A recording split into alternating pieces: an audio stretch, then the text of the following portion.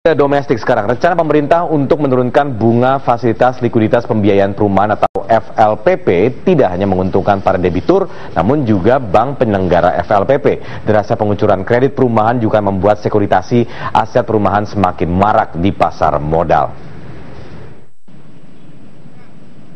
Rencana pemerintah untuk memangkas bunga FLPP dari 7,5% menjadi 5% membuat bank penyelenggara FLPP bersemangat untuk menggeber kredit subsidi tersebut, termasuk Bank Tabungan Negara atau BTN yang mendominasi 95% penyaluran FLPP sejak tahun 2011 lalu.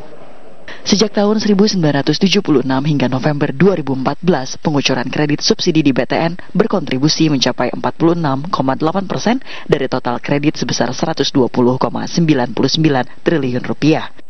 Pemangkasan bunga FLPP diyakini manajemen BTN tidak akan menekan margin bunga bersih, asalkan pemerintah juga menaikkan penyertaan dana pemerintah dari 75% menjadi 80%.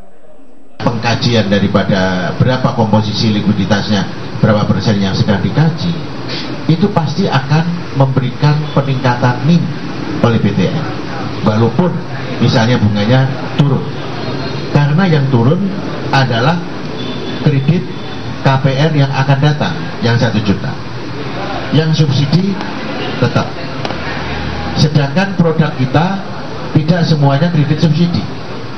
43% yang itu subsidi, yang 57% adalah non-subsidi, dan itu menggunakan harga market.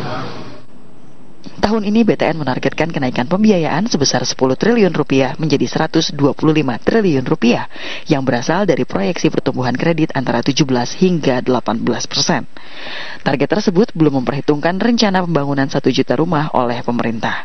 Pembangunan tersebut terdiri dari pembangunan rumah bersubsidi FLPP sebesar 600.000 rumah, 250.000 hingga 405.000 merupakan non-subsidi, dan 150.000 unit rumah yang merupakan fasilitas masyarakat yang dibangun pemerintah. Penurunan bunga FLPP tak hanya akan mengerek naik daya beli masyarakat, tingginya potensi pembiayaan akan meningkatkan sekuritisasi aset perumahan di pasar modal. Bagaimana dengan investor di pasar modal?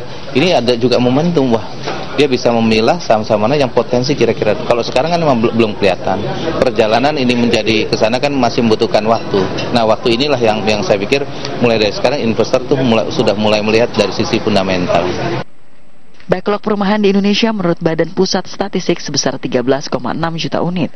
Pembiayaannya berpotensi mencapai lebih dari 1.200 triliun rupiah. Sementara kebutuhan perumahan hingga 20 tahun ke depan diperkirakan mencapai 20 juta unit. Meski demikian, pemerintah harus memperhatikan suplai rumah dari penyediaan lahan. Merlin Indriasari, Luki Devianto, Bloomberg TV, Indonesia.